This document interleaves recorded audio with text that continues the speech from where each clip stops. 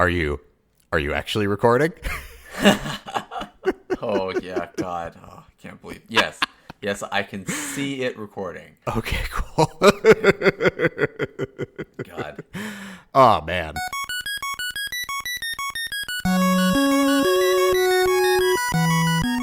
So what's been up? Not much. Not much. What's been up with you? Oh, man. I purchased an espresso machine. Oh, right. Yeah. I So remember hearing about that. I'm fully and completely caffeinated at the moment. Yeah, how's your crema? Oh, it's very good. Yeah, you pulling a good crema? You know what, man? Like, okay, because you and I obviously not obviously to me, not obvious to the listeners out there, but we both used to work at a coffee shop. The same one, in fact. The same one, in fact. Back then, like, I don't think that like they had decent home espresso machines, and so I was kind of resigned to, like, once I left the coffee shop, like, there was not much of a chance of me ever owning an espresso machine that was going to make me happy. But the one I got, it's pretty damn good, man. It works. It does exactly what I want it to do. It heats up quickly. Like, I'm very happy. So Does it froth milk? it does froth milk. Of course. Okay, good. Well, then here you And go. it's even got a grinder that's not bad. Oh, it's a built-in grinder. Wow. Fancy. It's pretty nice. Like, it's a decent little setup. So I'm very happy with that. It's very, very difficult for me to restrain myself because, like, the first couple days I had it, I didn't sleep well. Yeah, no, I can As imagine. you can imagine. Yeah. It's like, oh yeah, Felt a little- I'll just have a little espresso, Yeah. 8 o'clock at night. Yeah, exactly. I'm like, how bad it would be if I had like 2 or 3 like double shots of espresso at 9 o'clock at night. Well, it turns out bad. It's bad. It doesn't work That's too well. how. No, it's really it's very poor. It doesn't make you not tired. It just makes you unable to sleep. Yes, and if not slightly nauseous as well from Of just course. the drastic amounts of caffeine that are in there. So yeah, it's good stuff. But yeah. Wow. yeah. Have you been playing anything? Because I know Last of Us Part 2 came out. Did you partake in that? I have not done that yet. I will at some point. Have you played it? I mean, obviously not. I don't have a PS4. You don't have a PS4? Okay, well, I mean, there's a PS4 in the house that I could use, but Oh. I mean, I play PC games now. I don't really consoles. I'm kind of done with those. I feel largely the same way.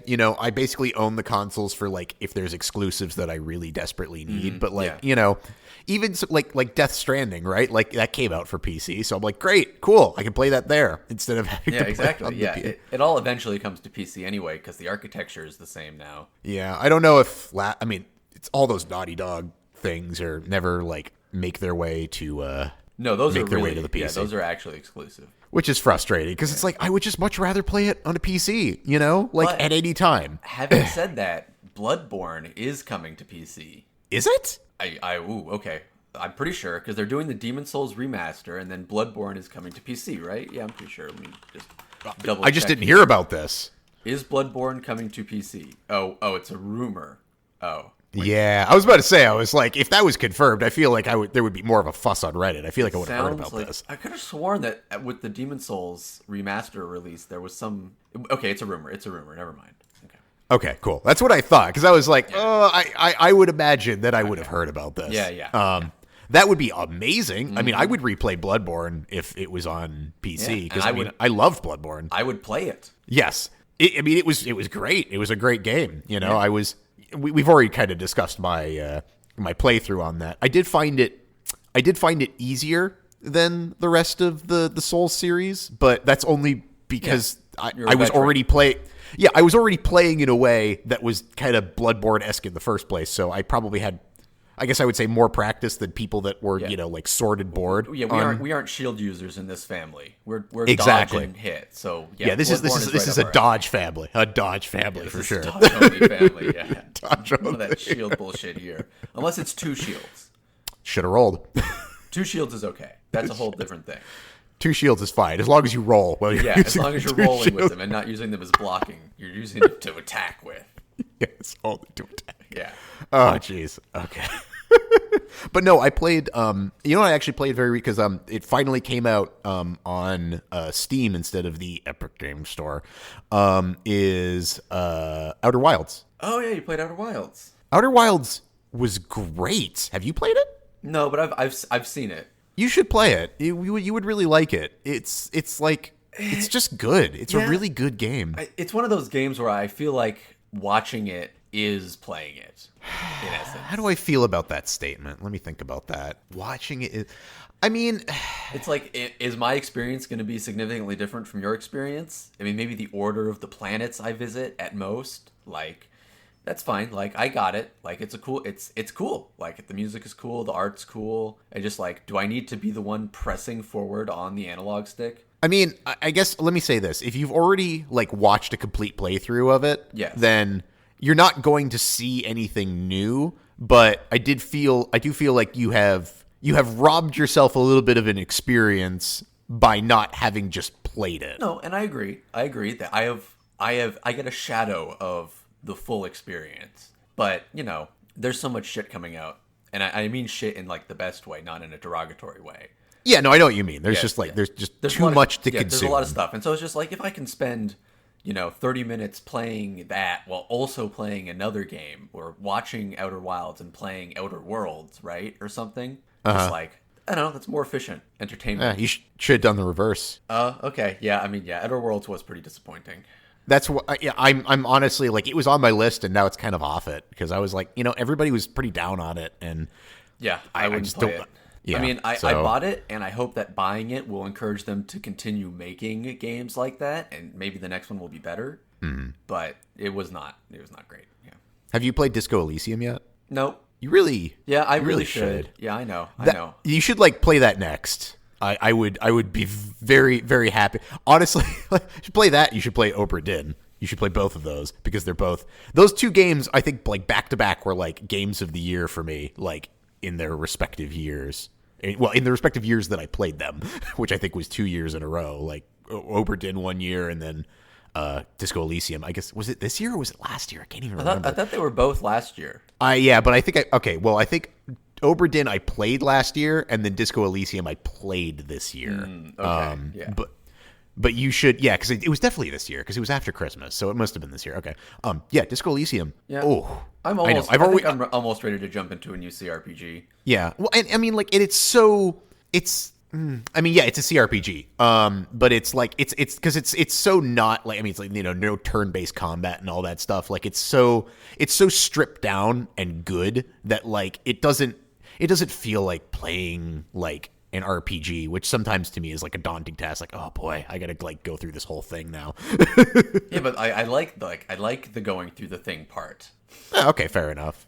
I felt that way when I started playing Divinity 2, Divinity Original Sin 2. Yeah. Because it was a really good game, and I'm glad that I played it. But, like, starting it, I was like, okay, I'm gonna have to spend like 100 hours doing this, and it's just it's just one of those things. It's like, okay, strap in, like, I got to dedicate a ton of time to this, which it's like, I like, but it's like, sometimes I just don't feel like it, It's funny that you say that for Divinity, because Divinity is, like, the most stripped down. Oh, I know. And, like, that was the other thing too. It's like, it is stripped down. So in my mind, I was like, do I really want to dedicate all the time to this? Which it turns out I did. It was like, once I got about, like, 25% of the way through it, I was like, the momentum started really, really building up, and I was like, okay, now I really want to, like, play this. Really invest it. Because everyone in Divinity is a wizard.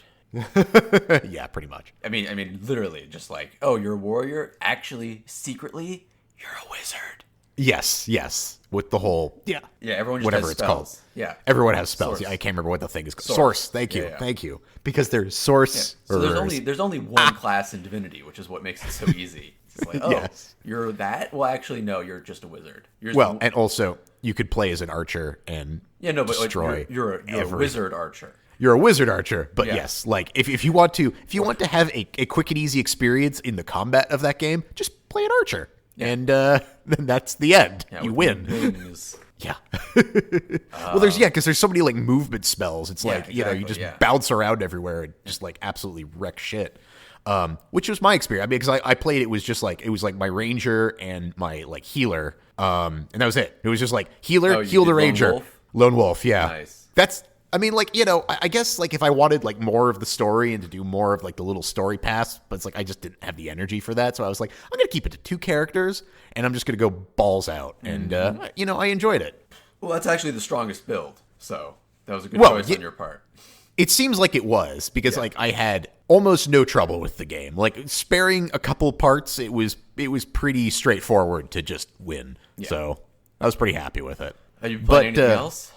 Well, my other big gaming news, as you know, is I finally received my Valve Index headset. Oh, right. Yeah. So that's been great. What have you been using it for? I have played a little bit of everything again, just to like see it in the Valve Index, because it's so much better. So, I mean, I guess like I'll just briefly go through my little pros and cons on it here. Is first of all, holy shit, the clarity going from the Vive, like the original Vive, to like this. Yeah, I'd forgotten that you had the original Vive. It's so much different. It's so much better. It's ridiculous how much better it is. Like, you could see text in the distance. Wow, it was that bad, huh? Oh, it was abysmal. Oh, like, God. in the Vive, like, the screen door effect is so pronounced on it that like you have to really focus on like trying to like not see it, to try to just like in your mind make it noise and not like think about it too much. Whereas like on the Index, you have to try really hard to like make yourself see any of it, to like make yourself see the pixels. Yeah, I honestly don't know what people mean by screen door effect, because I've just always had the Rift and I don't really... Yeah, and I don't think it's very pronounced on that either. Especially the one that you have, like, was the Rift S. Like, it's, I mean, you got a good one, yeah. Yeah, so it's like crystal clear. It's ridiculous how nice it looks in there. So, very, very happy with that.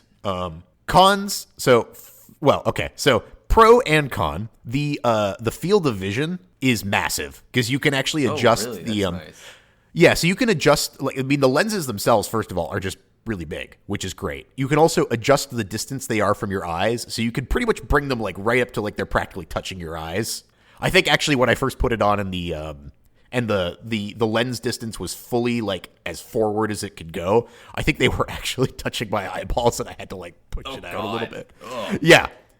But I mean, you can make it really close, so you can have basically like an extremely good frame, like a field of vision, because, on the Vive, maybe you could adjust it, but like you had to like open up the headset or something, or I'm not even sure if you can adjust it. Yeah, probably not. And so like the Vive, like, I mean, it was, I mean, when I first got it, I was amazed, obviously, but like, if I went back, it would basically be like looking at it through like a pair of goggles or something. Essentially, it's like you have like a little bit of like, you have some like black space essentially, where you're like, okay, these are where the lenses are, which you could barely tell on the Index. So that's really nice. It's like, wow, I have such a better field of vision, and it's so much more immersive, which means which mees my motion sickness went way up the first couple times I used it. Oh, really? But you've overcome it, though? I overcame it pretty fast, but it's like the first time I put it on, like I was like barfy, like I've never been in a VR headset before. I was like, whoa, God. Oh, because it's like it's so much crisper. So like, it feels more immersive, and like there's more going, like, because I mean, a lot of like one of the ways that they reduce motion sickness for people is to give them like literally like a little like ring, like a darkened ring around their eyes, so that it's like it feels more like you're looking at a screen than you're looking at real life. And so the Vive had that kind of built in. I wonder if that's why they didn't originally have continuous motion for Alex. All these engineers must have, like, the first time they're experiencing VR is with this like ridiculously amazing headset, and so like the it wouldn't surprise me, even more pronounced for them. It wouldn't surprise me. Yeah, which is interesting, because if you started with a less one, so you didn't have that kind of trouble. Yeah, and it's just it wouldn't surprise me, especially like any newbies using it. Like, I imagine it is extremely barfy. to go into an Index for like as your first headset. You need like a training headset or something. You do. You need a training headset. I mean, it's really barfy. So I've got it took about 3 sessions for me to get over it. Because I already had pretty strong VR legs in the first place, but like. Yeah, I was shocked because like I'm obviously I didn't even think about that, and then like I was reading like some other people's experiences, and they have a similar situation where it's like, yeah, if you were barfy when you first started playing VR, if you get the Index, you're probably going to be barfy again for at least for a little bit. How wide does the view area appear? I mean, to me, with as close as as I can physically make the lenses with my head shape, I don't notice the sides of the screen anymore at all. Really, at all. So like you'd say like more just, than 6 inches or something. Yeah, I mean, like it's just barely there. Like you can, because I have the lenses very close to my eyes. Yeah. And so like it's pretty good. Like I mean, like I can obviously look off to the side, but if I'm staring straight at the lens, I have trouble perceiving the edges of the lens because like it's so blurry once it gets out. Like I mean, your field of vision is so blurry at that point that like it just looks like noise. Yeah. So, but if you jerk your head to one side or the other, you can see the edges of the screen, so to speak. Yeah, I mean, I can if I look with my eyes, I can see it. I mean, like there's no getting around that. But like if I am looking straight at the lenses like you're supposed to, then like I get a really, really good FOV experience. Interesting. Then the other issue with it is that the glare problem. So I don't know to what degree the Rift has this, but the Vive had it pretty bad in terms of if you're looking at a bright light, especially like in a darker setting, like white text on a black background.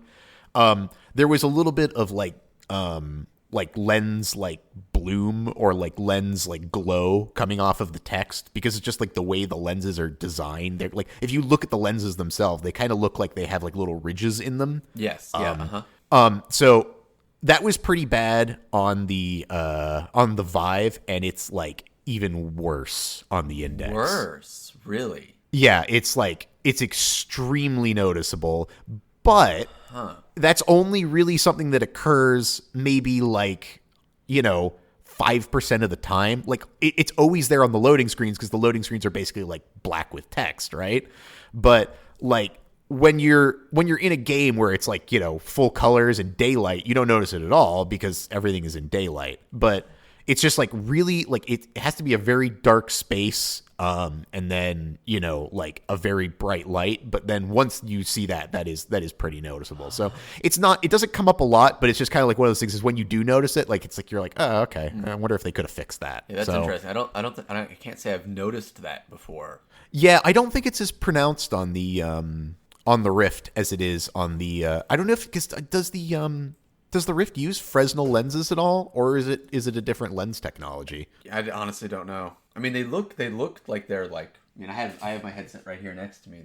They look ridged, like you were describing still. So, I mean, you're not supposed to expose it to sunlight, et cetera, et cetera. Interesting. Okay. It might. I mean, like honestly, I mean, because like the Vive was like that too, and the Vive was there, but it wasn't like drastically noticeable. Whereas it is pretty I mean, like that is like the defect I think of the Index headset versus anything else. You wear your contacts when you're playing, right? I do. Does that? I mean, you don't have glare problems with contacts, do you? I mean, that's not a problem. No. Okay. No, and I mean, this is a known thing. Like when I was. I mean, like I'm not the only one that's experienced. Oh no, I'm sure. Like, yeah. Yeah, it was kind of one of those things. I was like, I wonder how bad it is because like people were like, oh, it's pretty bad, and I'm like, okay, but like the increases in clarity, I mean, completely like make up for it. And like I said, it doesn't happen in a lot of like it has to be a very specific set of circumstances for it to be noticeable. Like I'm sure it's happening all the time because it's a lens, so it has to be. But like I only notice it when it's like an actual very dark scene with a very bright light. So yeah. It's not terrible, but it is annoying. Yeah. And the other thing too, which I might be a settings issue for me, but like my computer is having a little bit more trouble running it because I think the resolution is much higher. Oh yeah. I bet. Yeah. Yeah. So like, where I was at graphically before, I am no longer at graphically just because of the the actual resolution of it. I've actually, speaking of VR games, I've been playing a lot of Pavlov VR. Yeah. And I know if I play that for like a couple hours at a time, it like really puts a strain on my computer. So you should check out Pavlov with your new fancy headset. Do you have it? No, I don't have no. Pavlov. No, I don't have Pavlov. God, I can't talk today. We're on a podcast and I can't talk. Yeah, it's this all is the really caffeine. I mean, it is. Yeah. It doesn't help. But no, I don't have Pavlov. I was gonna get it. I was actually gonna ask you. So is it really good? Okay, so Pavlov, for people listening, is it's Counter-Strike, but in VR. And it's like, fully online, so you're playing with other people, which is pretty rare for a VR game, which is nice. And I bought it a while ago, and I was kind of avoiding it, because I was like, I don't know if I want to, like, play Counter-Strike, right? Yeah. But it turns out that it is fully Counter-Strike in every way, which also includes all of the modded maps.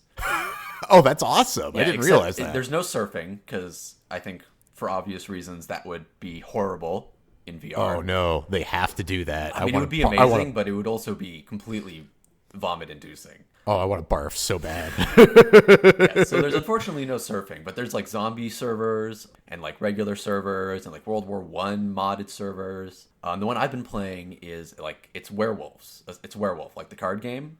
Okay. So it's yeah. It's called like Trouble in Terrorist Town or something. And it's just awesome. Like, a couple people are traitors or whatever, and everyone else is an innocent, and there's one detective, and you just shoot each other essentially until you figure out who's the traitor. Oh, that's fantastic. Yeah, so that's been really fun, and I would highly recommend getting it and booting that up. Okay. Because the shooting mechanics are great. It's it's a lot like horseshoes, handguns, and whatever. Yeah. It's a lot like that, but with also a game attached. Got it. Fair enough. All right. I'll have to check that out. Because, I've been thinking about getting Pavlov. It was one of those ones where I was like, ooh, maybe I should get Pavlov. Yeah, I would definitely recommend it. It's also funny, though, because, you have to use your mic and, like, talk to people in the werewolf mod. And, boy, oh boy, it's weird to talk to so many, like, 12-year-olds. Yeah. It's just like, all right, yeah, the internet is mostly children. I forgot. Yeah, yes, the internet is aged 6 to 12. Yeah, it's oof. Yeah, sometimes you have people who are just like, it's like, oh man, you barely know how to like speak. You're so young. Like, the werewolf. How do you even fit a headset on your tiny head? It's just like 3 kids in a trench coat wearing a headset. Yeah. Oh man! All right. So should we talk about anime? Yeah. Let's do it. Do you want to talk about anime today? Let's talk about some anime. Let's talk about anime. You want in anime. So okay, I guess let's take a quick step back. So for our 2.5 listeners, so I think we're gonna do a little bit of a format change. We're gonna try it out, and we're gonna see how it is going forward. But we're gonna keep watching stuff. Yeah. But we're gonna kind of not review it so much as we're gonna kind of talk about a topic and then use the thing that we watch as kind of the lens through which we talk about that topic. And that topic today is going to be anime. Yes. It turns out that taking notes while watching something is work. Yes. And it's easier to not have to do that. Yes, we are not good at doing work, and work also is totally not my thing. And we're not good reviewers. Well, yeah, I mean that's part of the problem is you have to note take to be a good reviewer. I think. Yeah, we're much better at bullshitting on a vague topic than we are about actually reviewing a movie in depth. So. Yeah. It's okay. Red Letter Media. You can rest easy tonight. We've hung up our reviewer hats, and we're going to try a different format. Anymore. We were coming before, though. Yeah, I know you were worried. Yeah. We had a whole 20 viewers, and that's all you need to get started. That's all you need. It's all uphill from there. Yeah. And I think that was even too many. Yes. So I think. Well, I won't get into viewer numbers, but they're low. But anyway, so what I kind of wanted to talk about is because here's what I was thinking is because I've watched all of JoJo, and I think you tell me if you agree with this, but I think to me JoJo kind of really encapsulates what an anime is. Like if I was to hand somebody, it's like, hey, somebody's like, hey, what's an anime? I'd be like, go watch JoJo's Bizarre Adventure and you'll have a rough idea. Yeah. I don't know if you would. Yeah.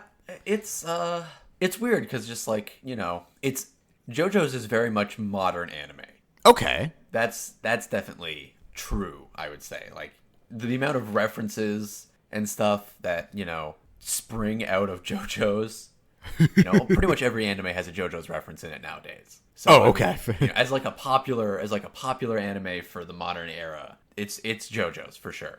So okay, But I was expecting more agreement out of you from that. So I'm actually now I'm kind of curious. So what would you like if you were to give somebody kind of like a quintessential anime?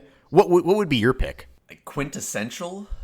Yeah, like if you were to like hand somebody something and say this is basically what anime is in a nutshell, like this will give you like a good idea of what you're getting into if you're going to watch anime as a general concept. What would you hand them? Yeah, it's hard because anime is such a like the anime of today is very different from the anime in like the 80s and 90s, and the anime in the 60s and 70s was really different than the anime in the 80s and 90s. And the anime in like the 50s and 40s, well, there really wasn't a lot of anime in the 50s, but 40s and back beyond the 40s, and like, because anime is really just like animation produced in Japan, right? So it's like saying, what is the quintessential American cartoon, right? Like, is it Snow White? Because that doesn't really, that's not at all what animation is now. Okay, I do see your point to some degree. Yeah. I think JoJo's is a good choice for like modern day anime though. Like I do think that is a very good choice. But you did say something, and I do want to kind of, because you might be right, but I'm not sure. Is because you say anime is basically just animation from Japan. Yeah. Which, I mean, at a very definitional level, that is objectively true. Like, it's literally that's what it is. That's the answer to the question: what is anime? It's Japanese animation. But here's where like I said, simplifying it. Yeah, you are right, because I can't really think about any animes that have really come from anywhere else. But I guess here's my question I want to pose to you is, like, when I watch an anime, like, I can tell it's an anime without knowing where like if you told me it came from like Korea, or like, you told me it came from France, like I could just like and I can't think of any examples of either of those, obviously, but like, Wakfu for France, that's a French cartoon. Just throwing that out there. Jesus Murphy, look at you. See, this is why I want to have this conversation with you specifically, because it's like I'm like, all right, I'm gonna learn a lot of shit. Yeah. But it's like I can watch something and I could be like, oh, this is an anime, and I think it goes beyond the visual style because yeah, of course. Okay, cool. I'm glad you agree with that, because I was really worried you were going to be like, nope, anime is... Anime is a cultural product. So what you're recognizing is Japanese culture, essentially. Because when I was thinking about this topic, before we talked, the thing that I was latching onto was this. Is like, so you've watched Avatar, right? Avatar: The Last Airbender? Yeah, not all of it, but yeah. Okay, so you're familiar enough with it that we can talk about it. Yeah. Avatar has the visual style in a lot of respects that anime has, but there's something about it that isn't quite an anime. You know what I mean? Yeah, the eyes are smaller. I mean, I'm not joking. I know. I mean, yes, the eyes are small, but like, it's not quite just that. Like, because I mean, even if you look at the characters, they have like the kind of there is definitely like an anime kind of look to them. So I mean, this is getting into like kind of a really important main idea for this, is that like it's kind of it's a self-feeding cycle. There's a word for that. Anyway, it's just like, Disney pioneered cell animation instead of cutout animation, and Japan took that innovation and made it better after World War II for their animation industry. And then that got ported back over to America, who started using more digital techniques, which then fed back into Japan. And then, it's this cycle that's just like, so that's why there's similarities. It's because it's literally like they're copying each other's techniques constantly to like create new animation style. I do think it's more than that, though, at least in the case of Avatar, because I do think that Avatar to some degree is, is trying in some ways to be in anime. Well, yeah, because it's in being influenced by anime. I mean, directly. And like, yeah, like 100%. outside of the visual style, like even the delivery of the show, like in terms of the way like that the characters are, it is trying to be an anime. Yeah, exaggerated facial expressions. But there's something about it where I'm like, it's not quite an anime, you know? Like, it is very similar, but like, and putting aside the fact that it's in English, right? Like, I mean, if you got Japanese voice actors and like subtitled it, I still would be like, there's something off. This isn't quite an anime. Well, yeah, I mean, for one thing, I'm sure like the actual like the literal language, like not the literal like English versus Japanese. I mean, like the way the words are arranged. Well, yeah, there's definitely some of that for sure. Effect. The way like stereotypes are portrayed, you know, like well, yeah. Japanese stereotypes are very different than American stereotypes. And you know, hopefully we don't have any Japanese listeners because what I'm about to say is probably gonna piss some of them off. But most of the Japanese stereotypes are from China. So it's like a lot of Monkey King, you know, a lot of like, you know, it's different. It has, you know, it's a separate culture, obviously, but you know, that's a big influence is that kind of stuff. You know, very traditional like male focused heroism, whereas obviously Avatar is a little more Western, you know, a little more egalitarian. The roles are a little more mixed, and so you know that could be a thing that you're noticing. Yeah, I mean it's the whole package, right? Yeah. The other thing that I noticed, and the thing that I think is one of the differences, but you tell me what you think about this, is I feel like the one thing that I can pick out for sure that anime does that I don't think a lot of Western cartoons do is a focus on nonverbal communication. Like, there's a lot more just like, and a lot more, you know, like, which I think is probably, it's because a lot of that is more present in Japanese than it is like, you know, in Western society to some degree. But like, there's this big focus on unsaid things and a lot more focus on, you know, people expressing things without saying anything. You know, like with body language and with facial expressions, which kind of makes sense why the faces are so exaggerated in their proportions, because it helps in that kind of like nonverbal communication, you know? And I feel like there's more of that. Like, I feel like where a Western cartoon will say a thing, a Japanese cartoon will just try to portray a thing. You know what I mean? I don't know. I mean, I don't know if I feel that same way about that. Okay. I'm trying to think of like, I don't know. I mean, they're both pretty verbose generally, I would say. Honestly, like, I mean, well, yeah, again, I mean, they do talk a lot in anime. On the era of anime you're talking about. I mean, I'm sure that's true. Because like, I was 80s, trying to 80s and 90s anime was pretty like dark and brooding. So I think that would be true there. But I also would think that like 80s and 90s animation is also very Western looking compared to today. So Okay. You might not find it as Japanese as you like, because, you know, we're both modern anime watchers, right? Like, we got into anime with, like, Trigun and Dragon Ball Z, you know, and those are modern, right? Yeah. Those are very modern. And so it's just, I guess, yeah, if you think about Dragon Ball Z, there's a lot of, like, grunts and, like, that kind of thing. But that's because it's, you know, shonen. It's a lot of fighting. Yeah. And, you know, there are plenty of times where they just, you know, talk for 5 minutes despite, you know, it being 30 seconds in real time or whatever. Well, because what I was trying to think about is like, because I can watch something like, you know, like, I mean, because you showed me plenty of animes that are, you know, not like zany, you know, because like the zaniness is an obvious one, right? Like, there's the kind of turned up to 11, you know, insanity that a lot of animes have, like, is a very obvious thing that makes them feel like anime, you know. I mean, like, you know, have something like Full Metal Alchemist where it's like, it's, you know, it's got the kind of zaniness to it. You have something. See, I think that might betray just the kind of anime you've watched, possibly, Jason, because that, like, using Full Metal Alchemist as an example of like a zany anime is like, it's pretty calm anime comparatively. No, I know it is, but it's still got that element. You know, it's like even bit. like like even in a serious anime, you have like, because that's it's always my go-to, I think, for like very like a very serious anime that yet still manages to have like those crazy like kind of zany moments to it, versus something like, you know, I mean, like JoJo is I mean, it's zany the whole time, you know. Like it's like there's no point in JoJo where I'm not like, oh my god, this is ridiculous. Like, but even JoJo is why it's JoJo great. is pretty like constrained in its zaniness, I would say, Is it compared really? to the majority of most anime that comes out is for kids, right? Mm-hmm. Yep. First and foremost. Yep. And so it's like children's cartoons here in America. They're overactive to the nth degree, and just like bad. Well, yeah, okay. And I'm sure there is plenty of, like, I mean, it's like anything, right? I'm sure there's a lot of bad and then some good. There's 4 anime seasons per year, and generally there's like 20-25 shows that come out per season. So there's generally like 100 new anime shows a year.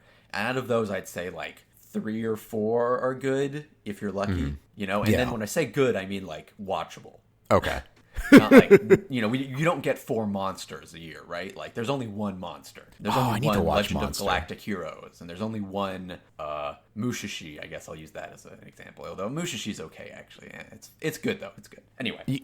Okay, that's hilarious. Okay, so, first of all, have you actually watched Legend of the Galactic Heroes now? No, fuck no, dude. It's like 200 episodes. I don't got time for that shit. Jesus Christ, it's so fucking good, though. I know it is. Anyway. I know. I mean, I just said it was really good. Oh, God. I love Log. I love Log. It's so... Okay. Anyway, it's also funny though because so you mentioned Monster, which I really want to watch. It's not on any of the streaming services, which is unfortunate. Yeah. So I've got to go get it. But and then I literally yesterday we started watching Mushishi. Oh really? Oh great. Yeah. Okay. Yeah, Mushishi is great. Yeah. Yeah. The only thing is though they don't have Crunchyroll doesn't have the actual first season of it. So it's like the OVA, and then it starts on the second season. Which I mean, I don't know how much I'm really losing. But you're not losing anything. It's a purely episodic, so you're good. That's what I understand. So I was like, okay, cool. I'll just have to find the first season at some point somewhere. But I'm trying to. So actually, let me get you a little bit up to speed because like I have watched. So we got that Crunchyroll subscription, and I was like, okay, fine. Yeah. So what have you watched? Yeah. Yeah. So we finished My Hero Academia, which is great, by the way. That was a fucking great show. So we watched that. Things. We just finished Silver Spoon. I don't know about that one. Oh, Silver Spoon is great. It's like about basically like a kid that is from the city and he goes to like an agricultural high school to like get away from his family. Oh, okay. So it's like a slice of life anime. It's 2 seasons. They're probably not going to make a third, which is unfortunate because I was really enjoying it, but whatever. But really good, really interesting, and teaches you a lot about farm life. Yeah, those are educational anime are always very nice. Yeah, and actually that's another thing that I kind of, in my trying to come up with bullet points of like, well, what is different about anime than like other things is there is not all anime obviously have this quality, but like I feel like anime does have an ability to make very mundane things extremely interesting to watch. Yeah, well, that's just a Japanese thing in general. It's just like that's probably true. For like that's a cultural, just like it's the same reason they have those like weird establishing shots. Like more so than like American productions usually. Yeah, it's like a silent shot. There's a name for what those are, but it's just like it's their appreciation for the everyday because it's a Shinto, everything has a spirit kind of thing. I think that's right though. I think establishing shot is the correct term for that because it's basically like, but like it's not just an establishing shot. It's like more of a pause than a regular establishing shot is. Yeah. I'm sure there is probably like a word in actual like animation for what they're doing there. And I feel like there is actually, that's another thing too that I have noticed is, and maybe this is just me not thinking about this hard enough, and I feel like it probably is, but like it feels like in the majority of Western animation that there is less focus on the idea of there being an actual camera versus in anime. Like in anime, like it feels like there is a bigger focus on trying to make it appear filmed, in the sense that like there's depth of field more often. There's more like angles in which things are drawn, like to simulate the camera being in different places. Like if I think about Western cartoons, like they feel a little bit, I guess a little bit more flat, whereas anime feels like it has a little bit more like it's trying to have some more depth in terms of like feeling like it's actually filmed. Yeah, I think a lot of that might have to do with I think anime is more accepted as like a legitimate art form in Japan than necessarily animation is in the United States. Well, I mean, I don't even think that's a. Yeah, I think that's just true. Yeah, I don't think that's a controversial statement at all. I'm pretty sure that that's an accepted fact that like anime. So I think that's just like an outpouring of that. It's just like they're more likely to produce. Like Pixar's the only studio that produces high quality animation in the United States for a general audience, right? Mm-hmm. I would probably agree with that. I guess technically, but not really. Like really, it's just Pixar. Yeah, DreamWorks sometimes comes up with something really good, and then there's definitely more than one company in Japan doing that. I don't know. Yes. I don't have a number offhand, but it's more than that. Yes, it's definitely more rooted in Japan than it is in the U.S. It's like we have Disney and we have Pixar, right? Yeah, and those aren't different anymore. So it's basically what you're basically saying is Disney is the only one that's actually trying to do animation. It's Disney. Yeah, it's Disney. Yeah, I can't believe I left Disney out of the Kings of Animation. I have my blind spots. Clearly, that's fair enough. Because like I guess what I'm struggling with, right, is when I think about anime. Let me go back to I think what I was trying to say before is like, yes, please. So there's something like Technolize, right, which is dead serious. There is no humor whatsoever in that show. It is the most serious of serious things. And then you have fucking all the other shows, right? Where it's just like anything else but that. That's those kind of shows are a relic of the 80s boom in adult animation in Japan. Yeah. Just like in the 80s, like anime became for adults more than it used to be. And there were like most anime was like that. It was like serious, like adult shit. Yeah. And it's just like over time, it kind of flowed back into being a kid's medium. And they're really like there's very, very, very few animes like Technolize being produced anymore, right? Like and even when Technolize was being produced, it was pretty rare for something like that to be made anymore.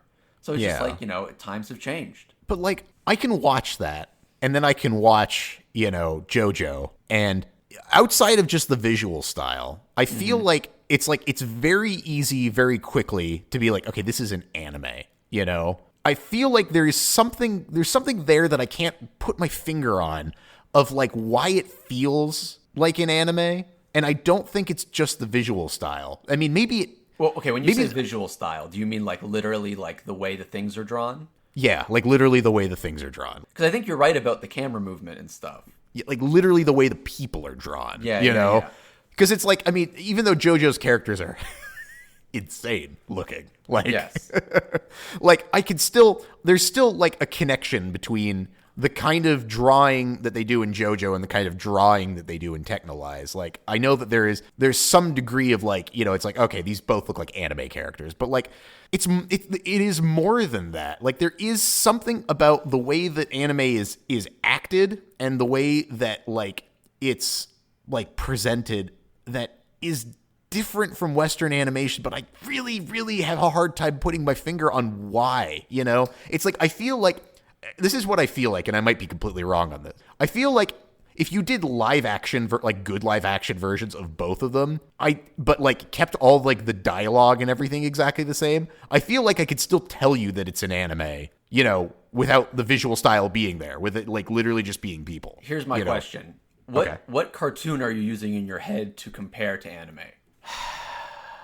That's a good question. What cartoon am I using in my head? Like, because I agree with you if you're talking about, like, SpongeBob SquarePants. Uh-huh. But, like, do I agree with you if we're talking about Justice League?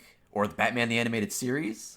Well, okay, it's funny, because Batman the Animated Series actually came up immediately in my mind for some reason. I don't know why. It was the first thing that I thought of. It's pretty damn good, that's why. It's really damn good, but it's like, I mean, like, Batman the Animated Series is not an anime, like... No, obviously not. Obviously not. But it's like, I feel like if Batman the Animated Series was an anime, even if the visual style of it was exactly the same, like exactly, I feel like I could still tell. I feel like I'd be like, oh, this is an anime, No. Like I feel like something would change in terms of the like the way, maybe not necessarily the visual style of the characters, but like perhaps the way that it's like quote unquote shot, the way that it's acted, the way that like, oh yeah, of course. It's Japanese and not American. I mean, you're talking like it's the cultural differences. Like, there's going to be more passive language used, and there's going to be more honorifics. There's probably going to be like more establishing shots, like more, face emotion and less talking, like you were talking about earlier. Like, and it's all these subtle, little bits. And, there'll probably be a bunch of food shots, really well done food shots, because that's a thing in anime, right? Yeah, we've talked about the cabbage before on this podcast. Oh, right? we've talked about the cabbage. I actually looked that scene up. That scene is hilarious. Yeah, it is. The literal green ball. All the other scenes. Oh, yes. Yeah. Yeah, it's hilarious. Yeah.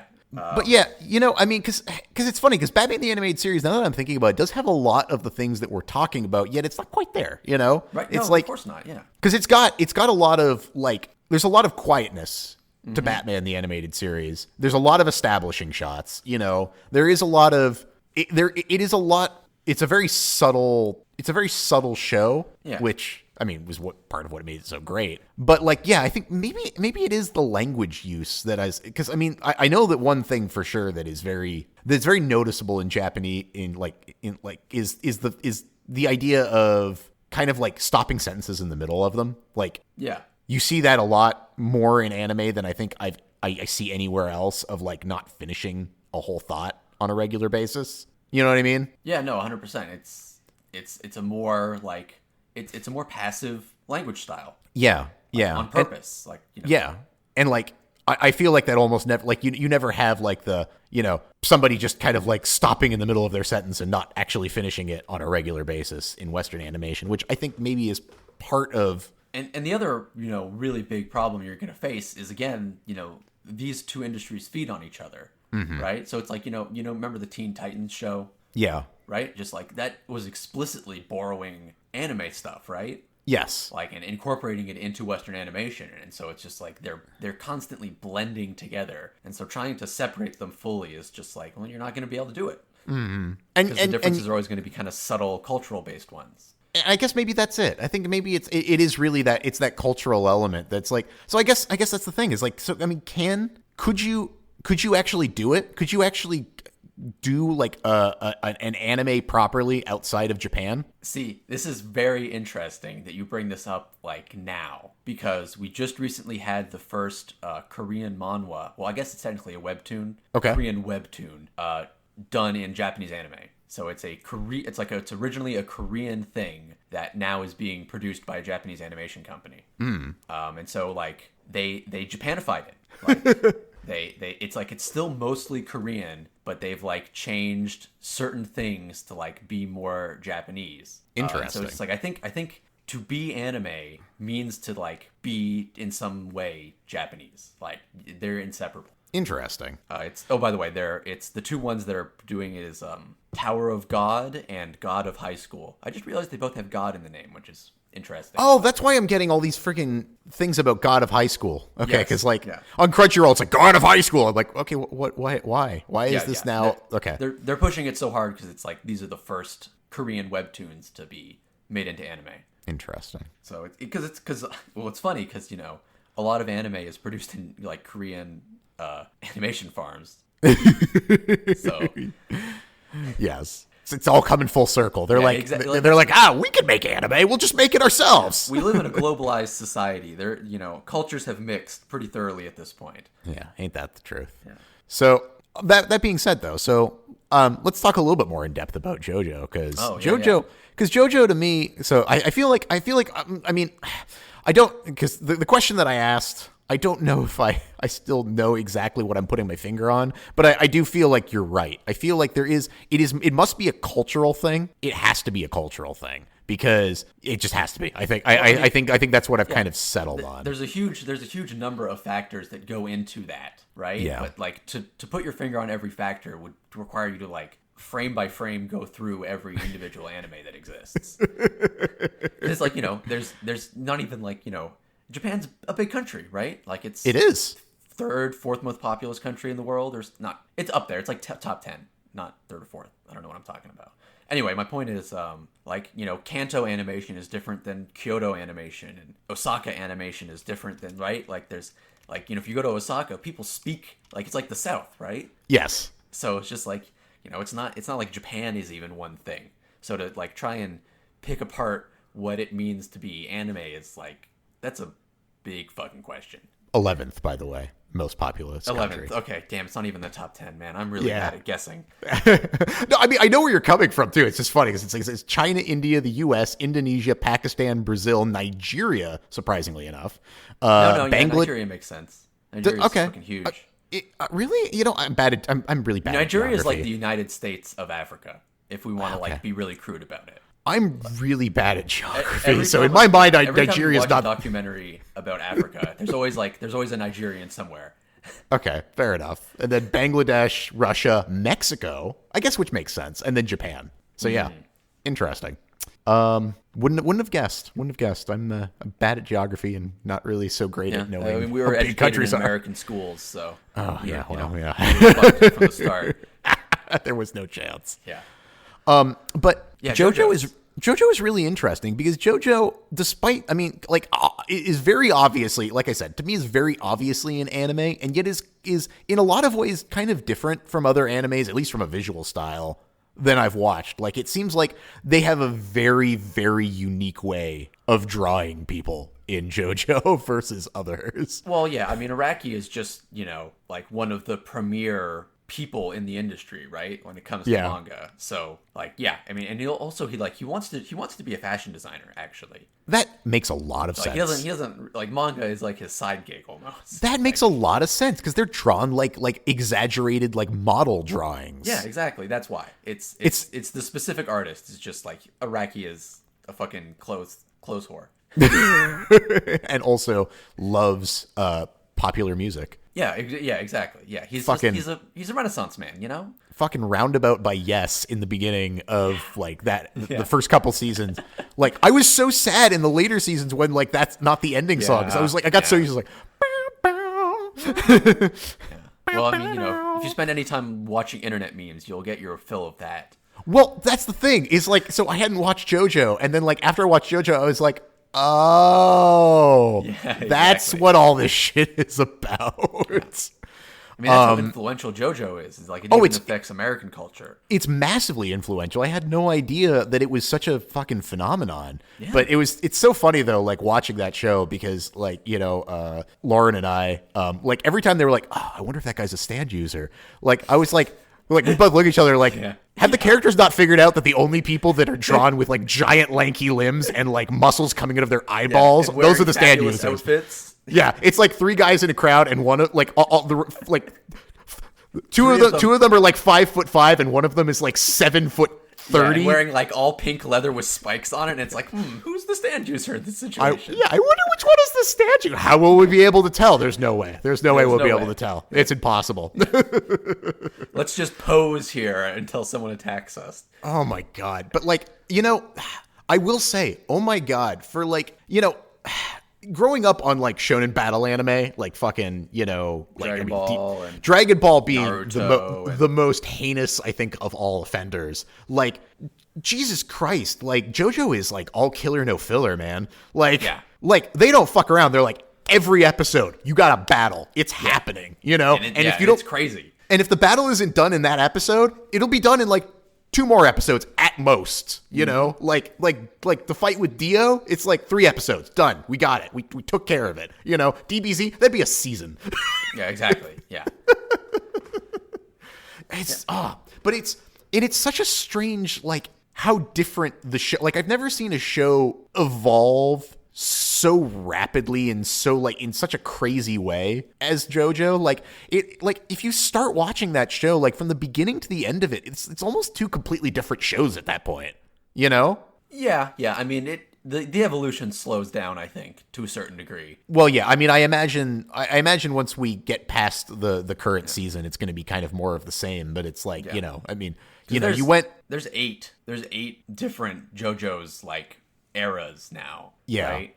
So, in the manga, yeah. Yeah. So it's like we've only seen like, you know, after the first 2, it's all stands. Okay. Which I guess makes sense. Yeah. You know, But still, though, I mean, amazing that he did that. I mean, you don't see a lot of anime pivot. Yeah. Yeah, it went from it went from DBZ to Pokemon. Yeah, exactly. Yeah, I mean, yeah, more like Digimon, but yeah, more. Wow, I was literally about to say that. I was literally. Let's be fair here. It's one stand that can evolve. Yeah, it's more like Digimon, and really only a couple stands that seem to actually evolve, and the rest of them just kind of stay exactly the same. But like, yeah, it was just so, and it's like, it's in the beginning, it's just this kind of like weird, like, you know, not quite coming of age, but like a rivalry type of thing. You know, it's like it's very like small, like in its focus, and then like it just explodes from there. You know? Yeah, exactly. Yeah, it's such an influential piece. Oh man, I was just looking up when Dragon Ball was started versus JoJo's, and they're like within 3 years of each other. Really? Yeah, that's insane. Yeah, like JoJo's the manga, is still going. The manga or the anime? Manga. Okay, that makes way more sense. Okay, I was about to say, I was sorry, like, yeah, I was like, oh, really? The anime started because I feel like no. DBZ is fairly there is actually old. Really old JoJo's anime as well. Oh yeah, that's right. And then they redid it. Yes. Yeah. Yeah. Okay, I did know that. Because and like from what I hear, the original one was not so much worth watching. I mean, it's still JoJo's, but it's just worse animation. And they never got to the stands. It was just the Hamon. Yeah, ham on. Gotta put your ham on. Yeah. Gotta get that ham on. Gotta get that ham on. But yeah, I mean, like it's, you know, like for animes that are over the top, like holy shit, JoJo is like ridiculously over the top the entire time. That's what makes it so great. I know, it's such a wild ride. Although it's I don't know where he came up with the term bizarre adventure, because it seems like really the only bizarre adventure was the Egypt one where they're trying to get to Egypt. Like that's the only one that seems like it was actually a bizarre adventure. The rest of them are just kind of like bizarre happenings. You don't think vampires are bizarre? But is it an adventure? They kind of weren't they kind of in the same general area for pretty much the whole time? Yeah, but I mean, you know, an adventure of the spirit. Okay, all right. Yeah, I mean, JoJo's is it's like the quintessential shonen. Every other shonen is pretty much. I mean, technically, it's Hokuto no Ken. Fist of the North Star is, but you know, whatever. Which I've never seen. I've heard good things about. Yeah, Fist of the North Star is great, and it's just like it's really it's actually you know it's 80s, right? So it's like the animation style is very like anatomically correct, you know, given that everyone has a huge muscle man appearance. Yeah, we started with anatomically correct, and then we just kept adding muscles. Yeah, exactly. Yeah. Was there enough muscles? No. Add more, drop more, 6 packs. His arms have 6 packs, his legs have 6 packs. Oh man. All right. Yeah. What else? Yeah. I feel like we've covered all the bases. What is there to say about JoJo's other than that it's amazing? Excellent. So, what do we want to talk about next time then? That's a good question. I guess what's something that you're really passionate about? Oh boy. Beer making?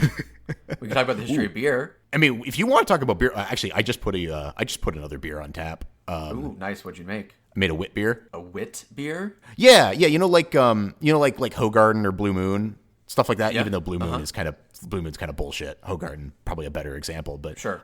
Yeah. So I made one of those with mandarin oranges. Oh, okay. Ooh, it's nice. Dude, it's really good. It's delicious. I'm very happy with how it turned out. So yeah. But yeah, do you mean wheat beer? No, wit beer as in white. Oh, okay. I thought maybe the mic was dropped in the middle of that for some reason. Nope. Wit beer. It's a Belgian style. Oh, okay. Belgian style. I know what that is. Yeah. Well, so it's not like a Belgian, like a Trappist beer. It's Trappist beer. Yeah. So, I've never heard these terms. Oh my god. So okay, maybe we really do have to have a conversation on beer. Maybe we do have to have a beer podcast. Yeah, let's do a beer podcast the next time. Fuck yeah, dude. We'll do a beer podcast. That sounds great. Great. Hell yeah. I'll make sure to have beer for that one. I'll have beer. I know you have beer. You got a fucking house full of beer. Your pipes are running with beer. Oh man, the pipes are flowing full with beer. Just the one pipe that's the one pipe that's coming out of a little mini fridge. But yeah, there you go. Yeah, dude. All right, yeah, we'll take a little departure, and we're gonna talk about beer like next time. Yeah, beer. That sounds good. I know very little about beer apparently. So dude, I'm gonna Dude, I'm going to tell you a bunch of shit about beer next time. Hell yeah. Hell yeah. All right, man. Talk to you later. Yeah, sounds good. Peace. See ya.